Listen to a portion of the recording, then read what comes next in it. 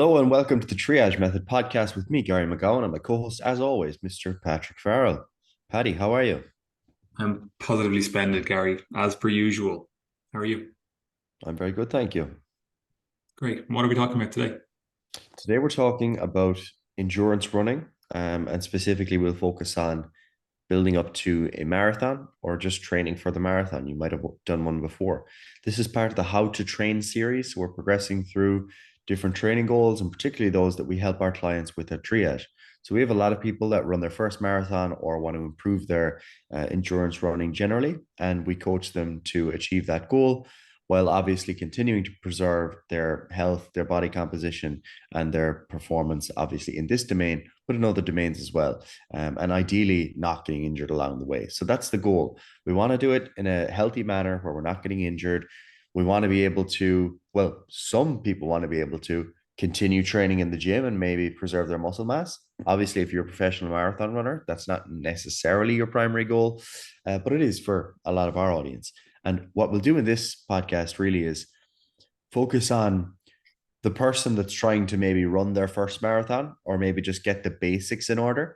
There are absolutely further technical points you could go into, and if you're an advanced endurance runner, but that's a very very small percentage of our audience. So most of you will want to be working towards maybe your first marathon, or you did one before but you didn't train for it properly. You want to get a proper plan of action in place, and even if you are a bit more advanced, there are still things you can learn here, because what I'll discuss is are some of the most common mistakes that we see with endurance running training, such as just going out and running as far as you can, as fast as you can, and not having a plan. That's very unwise.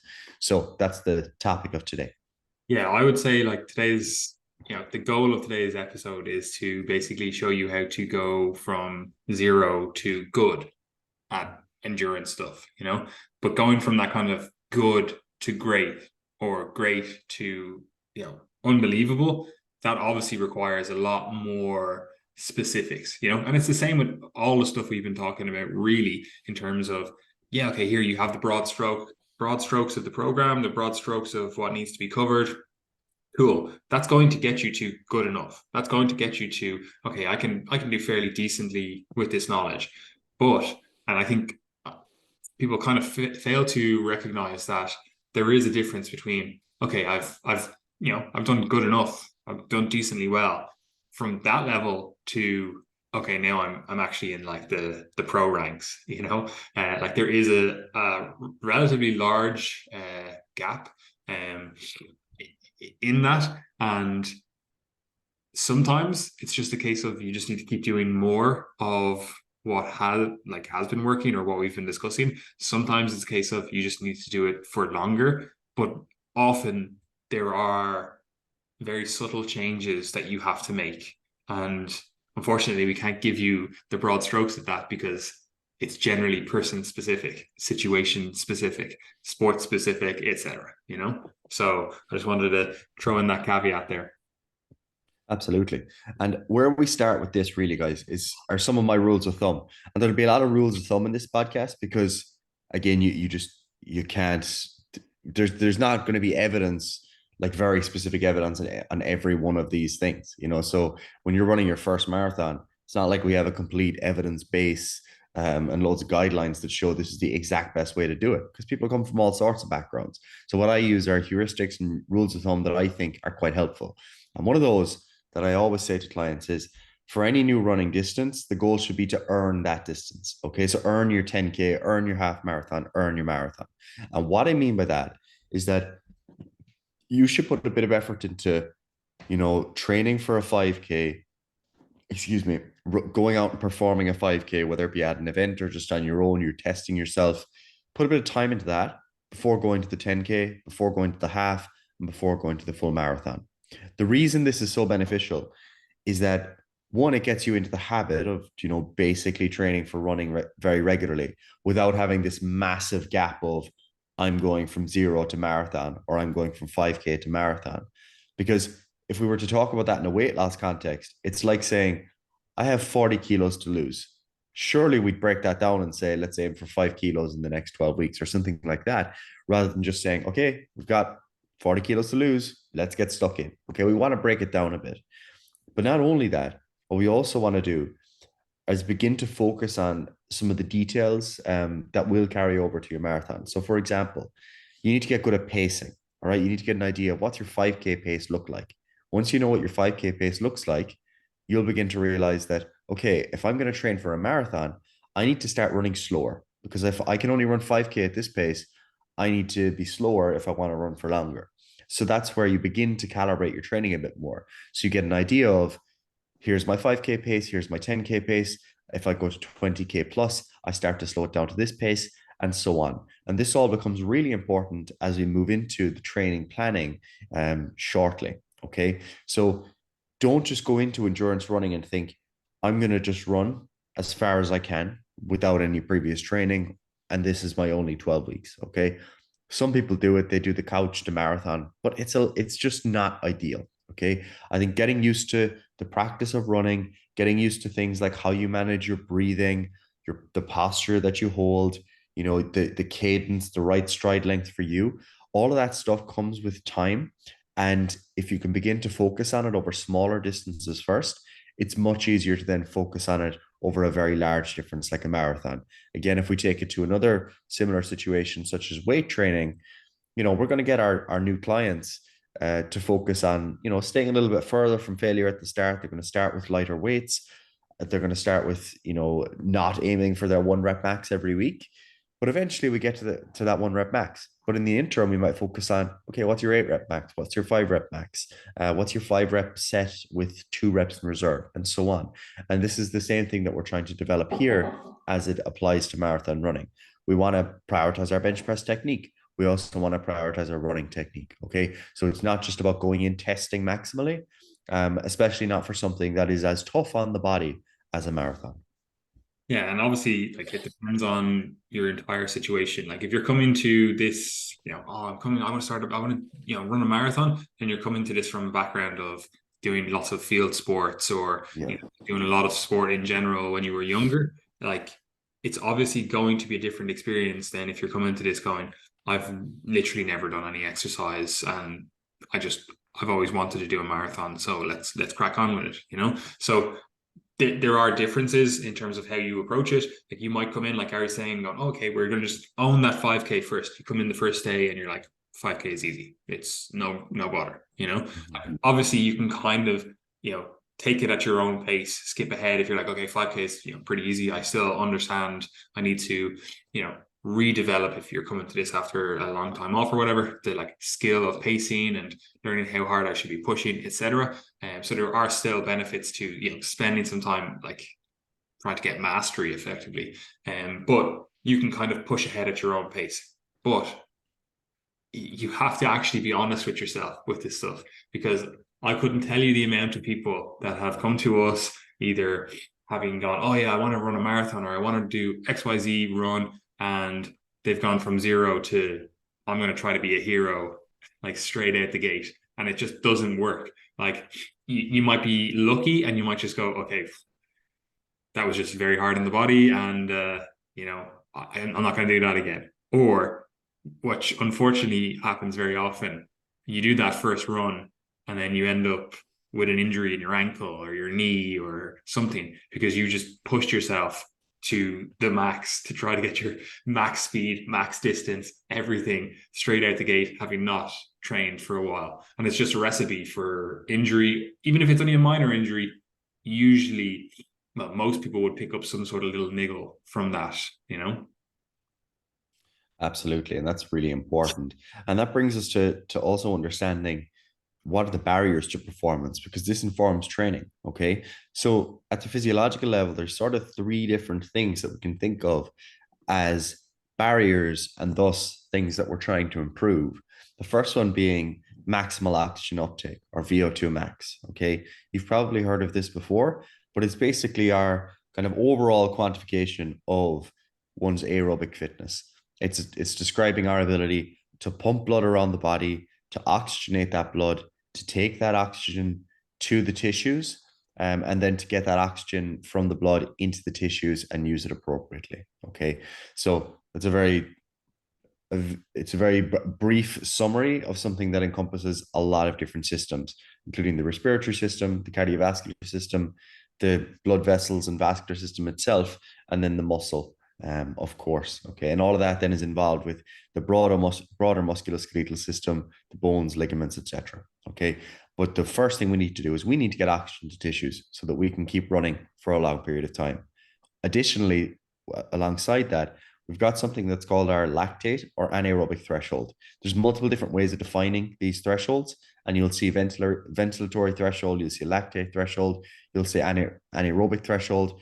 There are some subtle differences in the definitions, but the key thing here to understand is that there's a certain point at which you can continue to use your aerobic system for a long period of time if you don't go any faster. Okay, so this is generally when you're in that range of zone 2. So you're about 60 to 70% of your max heart rate. Let's take someone who has a 200 beats per minute max heart rate.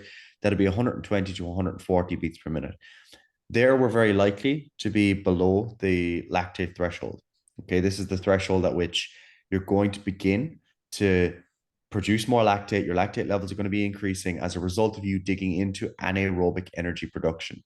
As you dig into anaerobic energy production, what ends up happening is you get more metabolites produced, more metabolic byproducts, you get more fatigue within the muscle, more acidosis, and these things begin to compromise muscle function, and they also feed back to the cardiorespiratory system, increasing your heart rate, increasing your breathing rate, and it's going to make it very difficult to sustain that for a long period of time. So if your threshold is increasing, that's a good thing because it means you can stay in the aerobic zone. You'll have a broader zone too, and that's something that will sustain you then for a longer period of time. Okay, so with that said, if you're an endurance runner, you will be digging into those anaerobic systems. They're absolutely necessary. It's really important. It's not like if you look at a marathon runner, they're not in zone 2. Okay, people talk about zone 2 all the time, but that's not really where you are when you're actually performing. But it's just having that broader aerobic capacity that gives you a little bit more time to play with the aerobic systems before digging into anaerobic energy production, where you have more fatigue and obviously not as much duration in the tank. Okay, so that's something that's another physiological barrier to performance. So far we've covered the broader aerobic capacity, so how well we're able to get that oxygen to tissues, VO2 max. And then we've got where our lactate or anaerobic threshold is. And then if that's higher, it means that we've got a broader aerobic capacity. So the two fit together very well. And then the final component, which is very much related to the two, is the concept of energetics or energy supply. Okay. At the very basic level, we need food. Okay. If you don't have any carbohydrates on board and you've got super, super low body fat, then you're going to find it very difficult to perform. That's clearly going to be a barrier to performance. But it's not just about fuel availability either. It's also how well you're using your energy. So this brings us to something called running economy. Okay. So if you've like really like sloppy running technique, let's say you're really jumping like side to side and your legs are flailing all over the place and your torso is really slack. If you're doing that, you're going to be wasting a lot of energy. Okay, so that's going to compromise your performance because you're just not being efficient. Other things might be the terrain that you're on. Is it really sloppy ground? It's uneven ground. What altitude are you at? What's the temperature outside? All these different factors, and there are many, contribute to running economy and therefore contribute to how efficiently you're using the energy that you have available. So when I think about this, they're the three key areas I think of as physiological barriers to performance. We got VO2 max, lactate threshold, and then energetics. Of course, there are more. For example, you might think of an injury that you have as your barrier to performance. There are very clear psychological barriers to performance. That's really important with endurance running. But these are the three kind of core areas I think that we focus on when we're actually planning training. Yeah, and the way I always describe it is like you basically have a hybrid car. You have one system works on electricity. One system you have the backup of like petrol, right? So let's just say you can modify your car multiple different ways depending on whatever, right? Let's say you have like some sort of, this is not technically possible, but let's say you have some sort of like solar battery or a solar device on the roof where, sunny out, you can get some energy coming in. So you basically want to stay in that kind of electrical system for as long as possible, right? So if you go too fast, right, unfortunately, you're going to have to switch over into the petrol, right? Petrol is really expensive. You don't want to do that, right? You also only have a small tank of gas. It's much smaller than your battery capacity. Again, this is an analogy. Don't take it to the bank, right? So you want to stay in that electric for as long as possible, right? So there's a certain point, right, where you go, okay, electricity, electricity, electricity, cool, it's all good. Okay, now I'm going too fast. I switch over to petrol, right? And that's kind of where we're at, that like lactate threshold, that point of no return, where we're starting to go into more petrol, right? In terms of humans, where we're starting to use a lot more glycogen and then build up all these like metabolic byproducts, etc. Right? So that's generally how I describe it. And I'll usually make it more specific to the actual individual in terms of, when you're going this fast, this is when we're starting to kick into more petrol, right? But I find it helps to really think about that in terms of, okay, well, I have two systems here. There are actually other systems in the body, but again, just bear with me, right? You have two systems. We basically just want to make sure that point of no return, that switch over point, we want to push that higher and higher, right? We want to push that to a point where, okay, let's just say, the car can go, I don't know, whatever, 100 miles an hour, right? And at 70 miles an hour, that's the point where, okay, it starts kicking over into petrol, right? But let's say, again, we can modify this car. We can, through training, we can get to a point where that is now 75 miles per hour. That's the point of no return. Okay, we can continue training. We can continue modifying the car. Okay, now it's 80, right? And that's effectively what we want to do. We want to build up that capacity so that lactate threshold is much higher, right?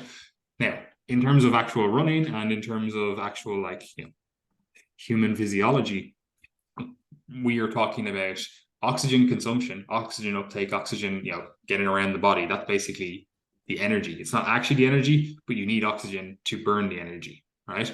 Or to utilize the energy. And, using fat as fuel, which is what you're going to predominantly be using when you're training in an aerobic way, you need a lot of oxygen, right? And again, people would like to break this down in terms of, is it going to be your lung capacity? Is it going to be like your capillary density? Is it going to be your overall like vascular system, et cetera, et cetera? Like ultimately, like, yeah, that's cool for like physiologists to debate, but you as a trainee, it doesn't matter, right? What you actually really care about is the outcome, right? And even though we're saying like VO2 max is the kind of outcome that we're using here, it's actually not predictive, right? Like you could have a relatively poor VO2 max and still do incredibly well in your sport, still do incredibly well in running, marathon running, endurance events. So it's not predictive. However, it is something that we can, relatively easily keep an eye on. Like it's not perfectly accurate, but stuff like like an Apple Watch or whatever,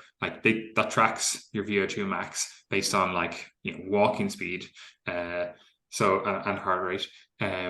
So like you can get a picture of it, not perfect by any means, but at least you can have a picture of it. So once we have something that we can kind of track, happy days. But we have other metrics in terms of, okay, you're going for a run, like once you know what the intensity should feel like, like they often say, if we're staying in this aerobic system, you should be at a pace where you can have a conversation, but the other person would know that you are exercising, like you're not like completely out of breath, but, they know that you're doing something. They know that you're putting in some work. Like if you're on the telephone, they're going to be like, sorry, are you exercising at the moment? Like they're going to know, right? So we can use that kind of just like daily, very easy. It sounds like you're exercising, to kind of get a picture of where that, aerobic system is being used versus you're gasping for air. Then okay, we're starting to kick into more of those anaerobic thresholds or anaerobic systems, right? So that can be really helpful, because if you know that, then you also have a very easy way to see if you are progressing. Because if you're going, okay, well, whatever my pace is, we won't get into paces because, it's very specific to people. But like if you're running at a specific pace and you're like, okay, well, this actually used to be the point where I was gasping for air. Like, that well, you can assume that your aerobic system, you're doing better, like you're fitter, right? So that's a long roundabout way of saying that yeah, all of this stuff matters, but also it doesn't necessarily matter. Like you don't need to know all the ins and outs of all of this to improve your running. You know, you can use just how you feel effectively. 100%. Yeah, that's super important. And like, I come back to that a lot with clients. Like sometimes, like when I talk about like heart rate zones, and I'm talking about zone based training for my clients.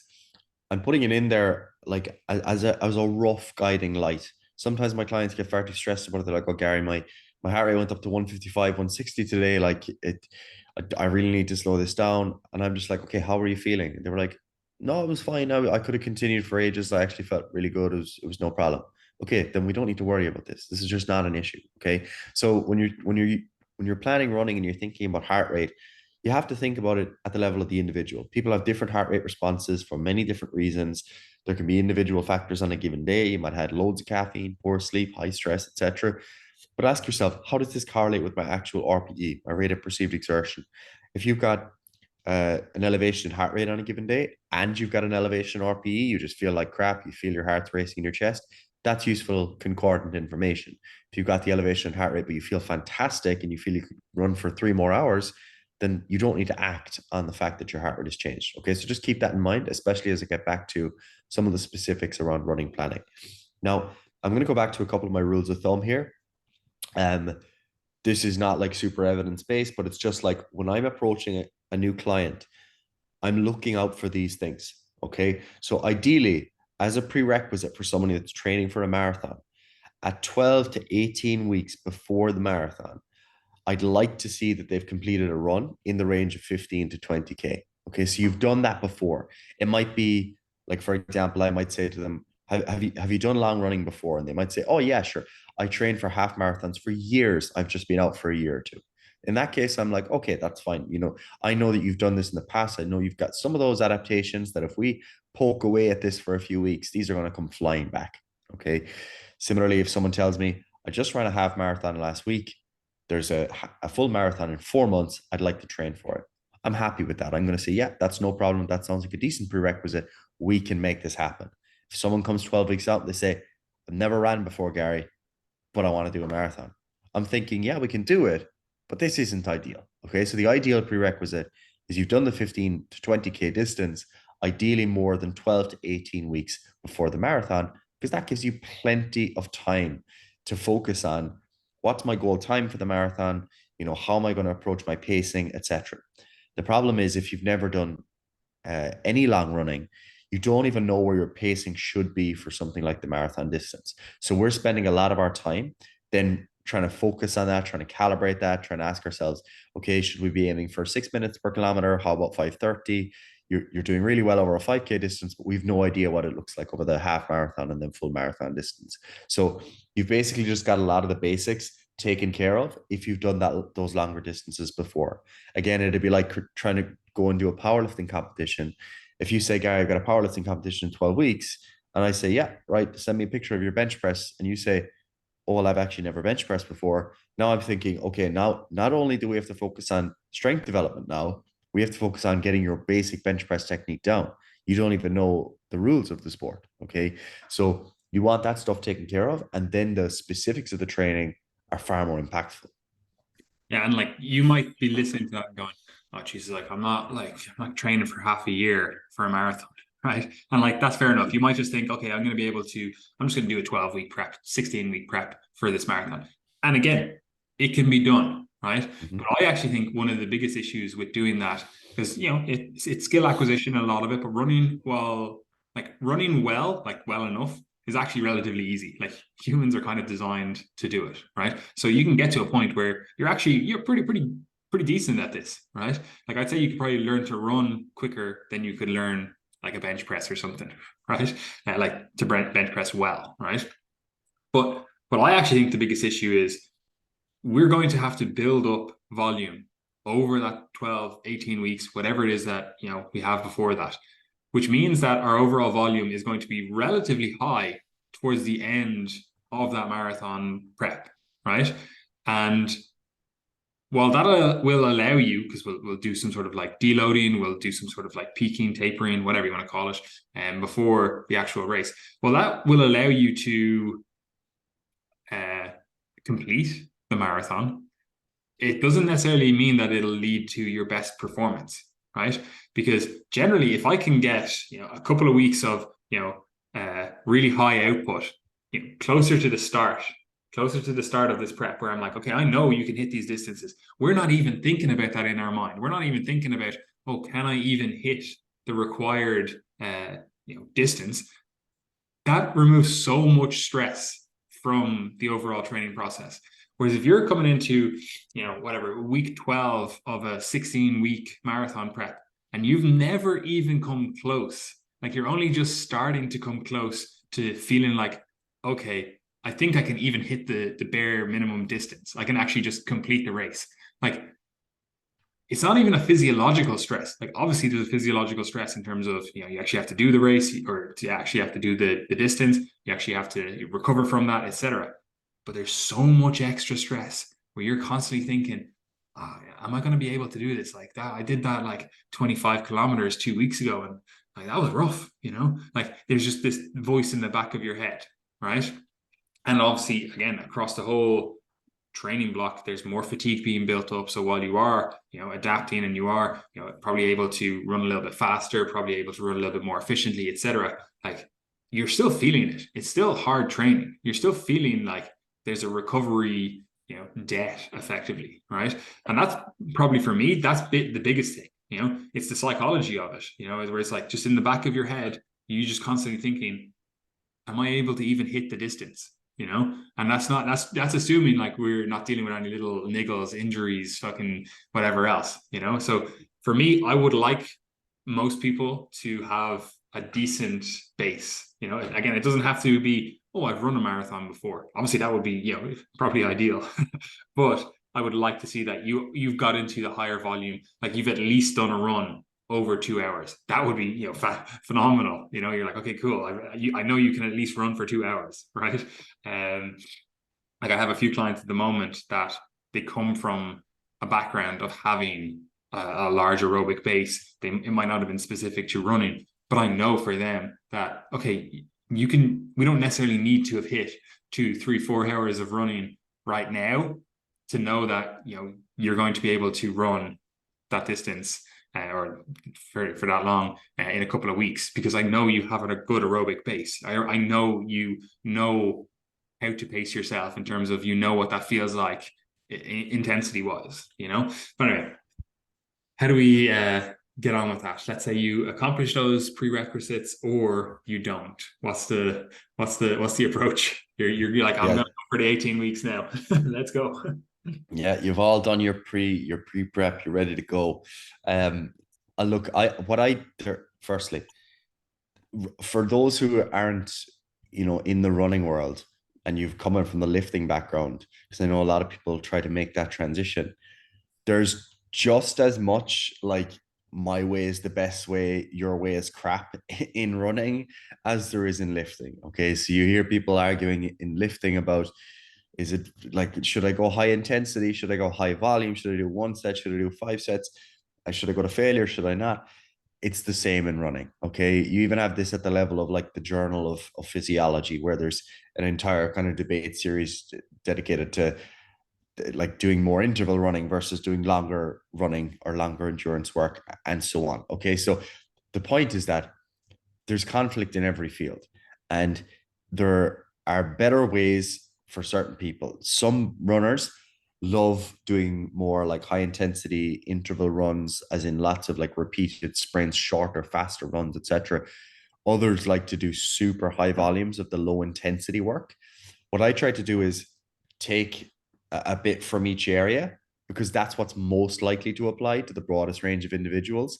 So I call it like there's just the three-prong approach, where we have, firstly, so I'll break it down and then I'll elaborate a little bit. Just before you do that, right? Like when you look at all of these things, the one commonality is they're all building a big aerobic base, right? Even Yes. though, like, I don't think like all the nuances, all the little specifics, whatever, like I actually don't think it matters, because they're all actually doing the exact same thing, right? They're going about it a different way. But even, I know you're going to talk about it in a second, so sorry for interrupting you, but like, even if you're doing like intervals, the way like runners, marathon runners at least do intervals, like they basically become aerobic intervals, right? Like they're not doing the same type of intervals that a sprinter would be doing. Like a sprinter, oh, I'm going to do a 30-second, 7 or 8 out of 10 intensity run, and then I'm going to basically get like complete recovery, right? Like marathon runners don't do that. They're like, oh, I'm going to do a 7 or 8 out of 10 intensity run, and then I'm going to take a minute recovery. So every subsequent like sprint after that just becomes more and more aerobic. So again, don't lose the forest for the trees. They're all building a huge aerobic base, right? So they're all arguing at the same point. Everyone knows that the marathon is however many hours or whatever. It's like we're all aiming at the same point. So even though Gary's going through this now, just keep that in mind. Yeah, and that is really important. Okay, so what I have is this three prong approach that I'll use with most people. I might emphasize one prong more with some, two with others.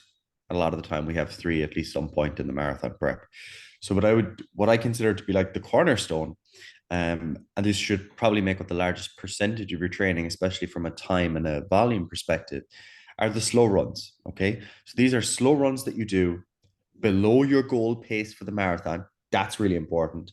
Where your goal is to accumulate distance, building towards about 80% of the marathon distance. So what that looks like is about 32 to 34K, or 32 to 35K. If you're getting in that distance before you get to the marathon, I'm more than happy you're going to finish it. To be honest, if you get 25 to 30K even, I know you'll finish the marathon. You'll get there. But ideally, 32 to 35K you've done before so that you have that time in the feet. You're well used to it, especially because this is below goal pace. When you equate it out, because you're running slower, you do end up running roughly around the period of time that you will on the day of the marathon.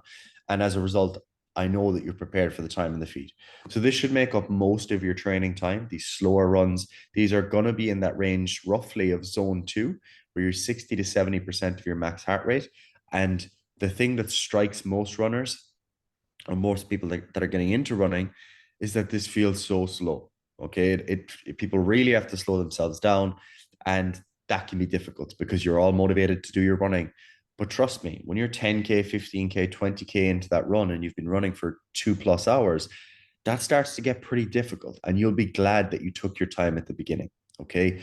So that's the largest portion of your training. Your second prong then is Before you go are on the to that, mod. right?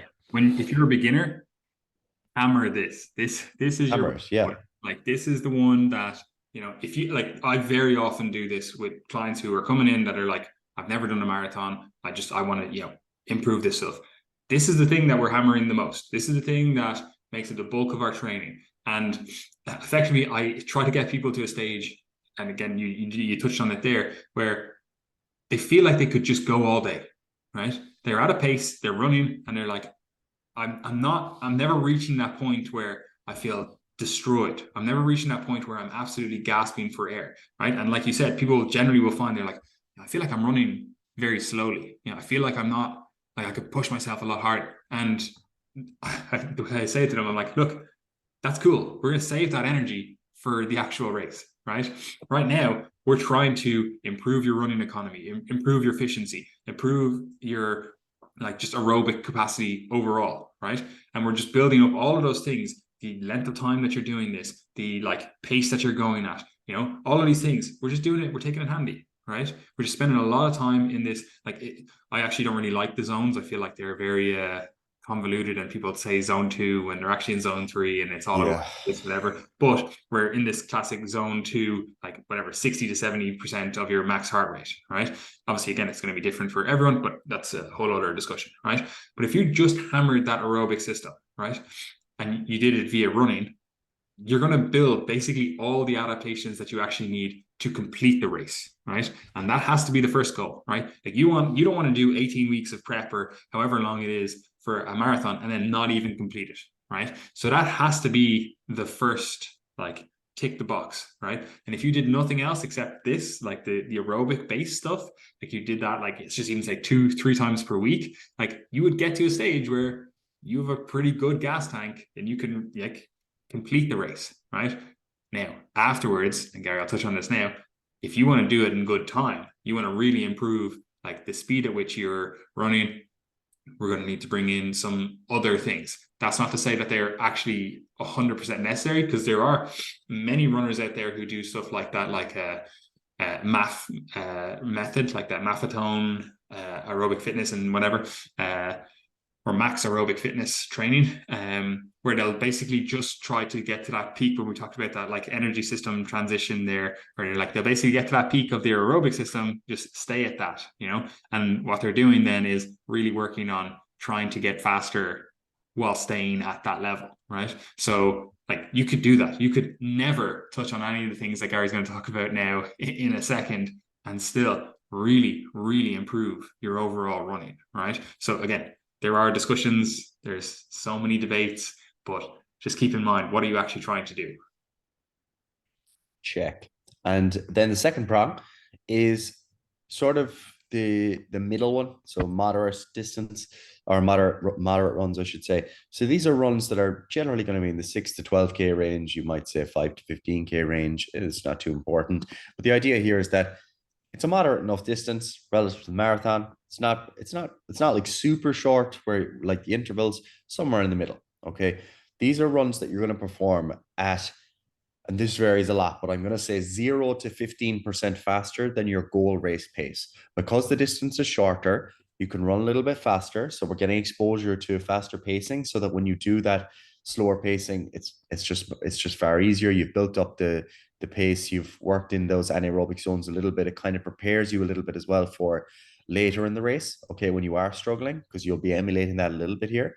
So moderate runs, 6 to 12k range, roughly 0 to 15% faster than your goal race pace. And then that's going to put you somewhere in the range of zone 3, which is 70 to 80% of your max heart rate. I find that when people talk about zone 2, they're mostly talking about zone 3, really. 70 to 80% is 140 to 160 beats per minute at a 200 beats per minute max heart rate. And that's, I think, where most people probably do their cardio. And that's fine. There's nothing wrong with that. You're still probably a little bit sub lactate threshold, or getting towards that as you go to the 160 to 170 for someone that's trained for sure. But you should be a little bit faster than your goal race pace. And what that would look like would be, for example, if you're running at a 5 minute per kilometer pace, that's 5 by 60 seconds, 300 seconds. 10% faster would be 270 seconds. So you're going 4.5 minutes per kilometer now, roughly speaking, versus the 5 minutes per kilometer. Okay, so that's how you begin to approach it. The percentages aren't too important. The thing I just like to remind people is, when I say run a little bit faster, I don't mean like a minute or 2 minutes per kilometer faster. Okay, that's a huge difference. 15 to 30 seconds becomes very significant over 10, 20K. Okay, even over 5 to 10K, really. So that's kind of where you start with the second prong. Anything to add there? Yeah, practically speaking, the way I often do it is I'll put in little milestones. Like we're gonna go, okay, this week we're gonna do like a 5K, and we're not gonna try to hit your like best, absolute phenomenal 5K. But I want you to feel like that 5K was a fast 5K. If we are using pacing, because if you're a beginner, we might not use pace as a strategy or whatever. But if we're using that, we'll kind of set a rough pace timing. But practically, again, you'll use something like a 5K or a 7K or even a 10K, potentially, where you're like, okay, I want you to run this. I want you to run it fairly fast. I want you to feel like, okay, I'm pushing myself, but I want you to be at that pace where it's just above, like we discussed earlier on, where you want to be on the phone and the other person to know that you're exercising. I want you to be just pushing into that pace where the other person on the other side of the phone is like, will we organize this call later? Because like you're clearly like pushing hard, right? Like you're not like absolutely destroyed, but you're definitely, gasping for a little bit of air, right? So it's just that little bit faster. Again, it doesn't have to be, incredibly soul destroying. Your body is absolutely destroyed, wrecked after the run, but I want you to see improvements over time. So if we use that kind of like, let's just say 5K or 5 to 10K, somewhere in that range, right? I want you to see that, okay, actually, look, all the work that we've been doing, even though we haven't been really focusing on my speed has been improving. This 5K, my time for that, even though I'm only at, let's say 80% of my max heart rate, previously when I was doing it at like redlining, destroying myself, like I can see that I'm actually doing this faster, right? So you want to hit those little milestones along the way, right? And even if it is something that we're only doing like every week or every second week, like once a week, once every 2 weeks, that we're really putting in this kind of faster pace, more moderate run, because we're spending the vast majority of our time on the aerobic system, like in that kind of, again, quote unquote zone two. Like we want to see some improvements over time. They're not going to happen every week. They're not going to happen every fucking month, but we want to see that, okay, my 5K pace, I'm now hitting the same pace that I used to hit when I was destroying myself, gasping for air. And that felt good. I felt like I could do a little bit more. I felt like I could, push myself. And that's also often what I say with the, like, you're in a good spot with the aerobic base building, like that kind of prong one that Gary was going on with. Like, you basically want to end that distance. You want to end that session feeling like, I feel like I could have done more. I feel like I could have, gone for a longer distance. I feel like I could have like pushed myself a little bit harder. And again, we want to keep that. We want to keep that energy. We want to keep that in our mind that there's more in the tank, because that builds your confidence so much. And as I said, I personally think a lot of this is just psychology. I think a lot of this is just like, if we can build the confidence where you're like, I know I can hit the distance. I know I can push myself. I know I can, run in a good time. Like, you're pretty golden. Check. And that brings us to the final of the three prongs, which is interval running. Okay, so this is where you're definitely doing supra maximal pacing now. Generally, you're going to do intervals in the range of 400 to 1,000 meters, and this is going to be 10 to 30% faster than your goal race pace. So the idea here is you're getting into zone 4 and maybe even zone 5. You're pushing hard here. This is absolutely anaerobic. It's working on much higher power output, and then you have longer recovery periods. So, for example, if you're running like hard 800-meter bouts, we might have like anywhere from 2 to 5 minute recovery periods there, probably more on the higher end, so that you can then go and repeat that effort. And the important thing here is that, like, doing anaerobic training, interval training like this, improves your aerobic base as well. Okay, that's really important, because sometimes people think that if you're there's strict adaptations, interval training leads to one set of adaptations, and just low intensity aerobic training leads to another. And that's just not true. Okay, there's huge crossover. It's just that there are some specific differences. The reason you wouldn't want to be doing like 80% of your volume as interval runs is that you're probably going to get injured and you're going to be fatigued all of the time. Okay, so this is great for building up conditioning of the legs. It's going to build up a bit of strength in the muscles as well, especially if you haven't done much weight training before. This is resistance training. It's going to build up tendon strength. It's going to build up your plyometric ability, where you're constantly bounding forward on those Achilles tendons, patellar tendons, etc. So this is something that can be quite productive. So you'll see a lot of long distance runners doing like 1K repeats, for example, on a track. You could also do hill runs here as an option, especially if you're going to be doing a marathon that involves hills. This would be a good opportunity for that. So this is the third prong, and this will make up the smallest chunk of your training, but it's still an important chunk. I don't use this with every client, especially because a lot of my clients are nursing injuries. That's why they end up working with me. So I'm definitely biased towards having them do the longer, slower stuff than the super intense stuff that's going to flare up their injuries a bit quicker. Okay, but it is still a really important prong. Yeah, and what I'll often do when we bring in intervals, like, well, first of all, like you said, like generally for the vast majority of people that I work with that have like endurance-based goals, it's probably not hugely necessary. Like, we might do some sort of touch on the this more like really deep anaerobic system. We might do it in something that's not necessarily running. We might do, like, say we're doing 2 resistance training sessions per week. We might just do some intervals on a bike or something at the end of those sessions, just so we're like touching on it, probably already in a fatigue state from the resistance training. So, we don't necessarily need to push as hard, whatever, right? So again, I wouldn't be doing it with absolutely everyone. But what I often do when I do bring this in, I kind of caveat it saying, this is technique work, right? We're building the technique of running fast. And then we want to carry that technique over to the actual endurance work that we're doing, right? Because very often people, confuse the map for the territory, and they go, okay, now I'm doing the sprint work, so like I'm in sprint mode, and I'm like, yeah, okay, cool, like that. We definitely want to go in with a good amount of like zeal, energy, whatever, but keep the goal the goal. We're trying to improve your endurance, right? So you don't necessarily need to run at your absolute max to do that, right? Like you want to push the pace for sure, but you want to push the pace in a productive way. You want to push the pace in a way that's actually going to translate into your improved endurance again in the marathon, right? So if you're doing this, don't let your technique get sloppy. You see this all the time where people are like, right, my running efficiency when I'm like doing the more endurance stuff, I've really worked on it. I'm doing like really good things. And then as soon as you get them to sprint, like they're all over the place. And obviously, again, that tidies up over time as you get, more efficient. You've been exposed to it more, but you can do that from the off. You can go, I'm not going to push myself faster than my technique allows me, right? If I start noticing that my technique gets sloppy, then I need to slow down, right? And again, it's just building that efficiency. And it's the same concept in the gym. Like if you go, well, I'm going to push, for 8 reps here, and by rep 5 your technique is falling apart, right?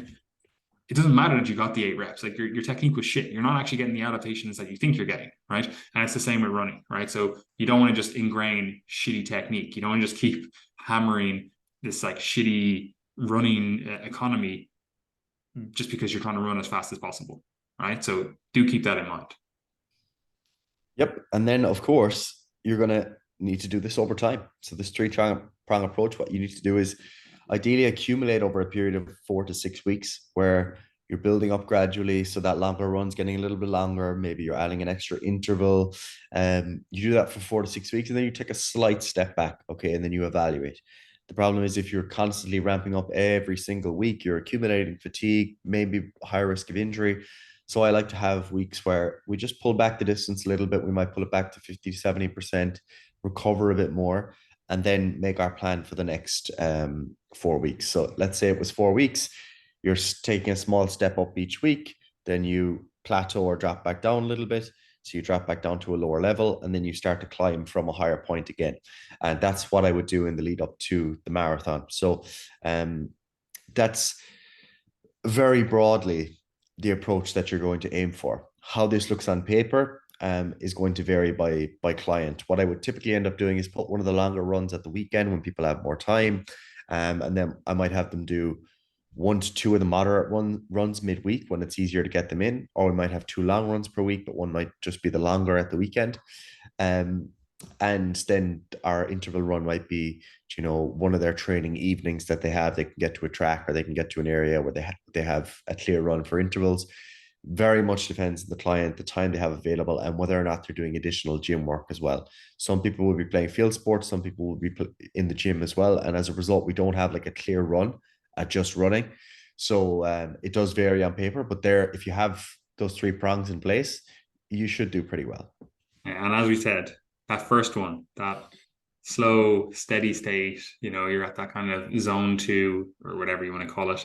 Like that's your bread and butter. So don't get it twisted. Don't be like, oh, cool. Like they said that there's 3 prongs. I'm actually going to focus on the interval running because that's what I like doing. That's perfectly fine if you like doing it. I'm not going to stop you, but it's probably not going to result in your best marathon times. Anyway, there's just one caveat that we just wanted to hammer. I know we said it a few times, but you don't need to run at your max to improve your running, right? It probably actually holds you back. I would say that's probably the biggest thing for the majority of people. That's the thing that they're doing wrong. That's the thing that's actually holding them back from getting the results that they want.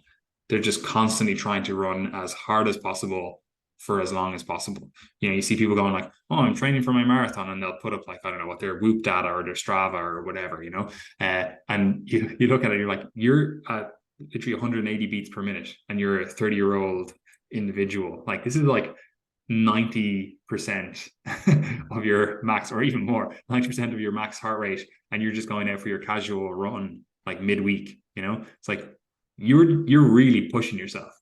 Like you might be able to survive this for 12 weeks in the lead up to the marathon that you're training for, but you're probably training way too hard. You know, you're probably cutting yourself short in terms of the distance you can accumulate, the miles that you can put on your legs over that, whatever, 12, 16 weeks, whatever it is, you know? So run a little bit slower, get to the stage where you just feel like I could go all day. If you can train at that stage, you're just like, I have unlimited energy. I have unlimited battery here, you know? That is so confidence building. Like that gets you to a stage where you're just like, a marathon, easy. I feel like I have unlimited energy here. Cool, you know? And then you can start training in those higher intensities when you're like, I know I can complete the race. I know the distance, not a problem, you know? If I just have to run a little bit slower, I can do it, right? Whereas if you only ever train in that like balls to the wall, all out, like it's just going to be more difficult. Do you want to add to that, Gary? No, I mean, I totally agree there. That's the thing I probably speak about the most. And every time I post about it on social media, it always clicks with people because they're like, oh, yeah, this is my barrier. Like, I'm always running too fast. I find it difficult to slow myself down and so on. So that's definitely something that people should focus on. And also just understanding that training is training, just keep that in your mind. I'm building fitness, not testing fitness. Exact same when you're in the gym. We're not testing one rep maxes every week. Just focus on training and keep the goal the goal. Okay. The injury topic, which is the kind of core final point, is one that I cover again all the time with clients and is one of the bottlenecks to running performance. I mentioned previously those physiological barriers to performance, but injuries are the real bottleneck in both bodybuilding and powerlifting and in running. Because as soon as you get an injury, and if you don't look after that, you let it run on long term and it's constantly hindering your training. Now you're worried about the specifics of your technique and your volume and so on, but you're never able to push yourself anywhere near failure because of this injury, and you're constantly held back because of this injury.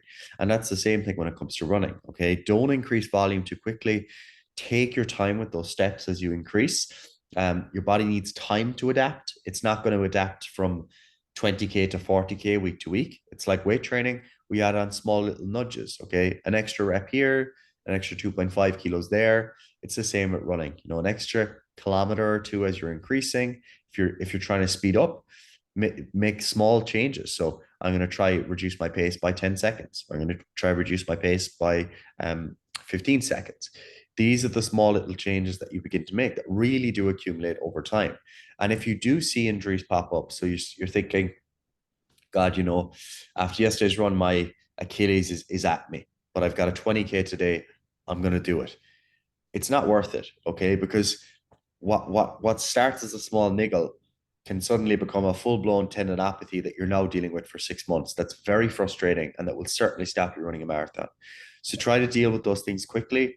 If you start to see a flare-up of an injury, pull back a little bit, pull back the volume, pull back the intensity, maybe do a little bit of rehab work, maybe do a consult with the Triage rehab team, and then you'll be well on your way to getting back on the path. But preventing an injury is always the best approach rather than rehab. Okay, you don't want to be coming to me and Luke saying, ruptured my Achilles, can you help me with the rehab? That's a year-long process where you're going to be focusing on that rather than just the 2 or 3 weeks of taking it easy when it initially flared up. Yeah, and I think again, for most people, if you start out running, you're going to pick up some little things, like some little niggles, right? It's just par for the course, right? Yep. You need to be smart with this. You need to go, okay, there's a little ding here. There's a little like, I can feel like, the outside of my knee or something, right? And you're like, I'm not really sure. Like you're almost always better off to just take it a little bit easier, reduce the volume, reduce the intensity for a week, right? You can still get out and do your runs. You can still be actually, progressing. You can still be pushing forward with things, but you're just taking it just that little bit easier, and you're being smart with things. You're not loading. You're not going, okay, yeah, I had a really hard run, and after that, like I feel something inside my knee is just it just doesn't feel right, right? That's not the time to be like, well, actually, I'm looking at my next week training program here, and this is a week where I'm really going to be pushing myself, so I'll just wrap it up. It'll be fine, or I'll spray some like numbing agents on it, and it'll be fine, because that's what people do, right? Don't do that. Just go, okay, this is not the time. This is not the week to push hard. This is not the week to really go for it with training, right? Just dial things back, right? And that can actually be one of the harder things to do because you're probably already, built up a lot of adaptations. You're feeling like, yes, actually, I'm getting some good momentum. That's when it always seems to happen. You get that little niggle when you're like, I feel like I'm in a good rhythm with things. I started hitting new distances. I've started hitting like, times or speeds or paces or whatever that, I didn't think was possible. And then it's like, oh, actually, my ankle's a bit at me, or my knee's a bit at me, or even my low back, or something happens, right? It seems to always be the case. And it is just a case of dropping back, letting some of that fatigue dissipate, still getting some blood through the area, still getting some motion, etc. Again, obviously depends on the issue. Like if you've just torn your hamstring or something, like maybe I wouldn't be going out for even a handy run. But just reduce your volume. It sounds so like patronizingly simple. You're just like, surely it couldn't be that easy. But very often it is. Just get ahead of it as soon as, and then you can start going back to higher and higher training loads. Check. And I think that's everything really. Of course, there are so many caveats, there are so many advanced methods that we could talk about, but this is just the catch-all. Okay. These are the core principles, these are the things that will take you to a better marathon time. Okay. It may not take you to Kipchoge's sub 2 hour if you're currently running 2:10 or something like that, but it will take you to your first marathon. And if you've done one before and you haven't had a plan, you'll certainly improve by following these things. These are principles that will carry you very far. It's like weight training. The principles that apply for the advanced guys are the exact same as they are for the beginners. They just require some tweaking on the individual level. So if you do need further help, guys, we do have coaching spaces available. So if you'd like to work with one of our team with your running goals or with your hybrid training goals where you're lifting and running or doing another endurance sport, we can help you out with that. So information in the description box below for coaching. Very important note. Oh yeah, I was going to say, no, our nutrition cert is already closed, guys. So you're done. You can't buy that anymore. To have a look out towards the end of the year. Sorry if you missed out, but there's a wait list. There's a wait list. Yeah. Join the wait list. So you can join the wait list for the nutrition cert later this year. And then you can get stuck into that. But for the moment, sorry, keep following on social media. We put out so much free content, guys. Make sure you're following on Instagram, on YouTube, especially. We're putting out super high quality content over on YouTube. And we also have our newsletter, which goes out each week, the Triage Method newsletter. Subscribe below. And if you are enjoying the podcast, we always appreciate when people share that too, or you just like it, leave it a review, follow, etc., depending on where you're watching or listening. And other than that, I think that's everything from us. Yeah, I don't have anything else to say. Hope everyone enjoyed this, and we'll see you in the next one.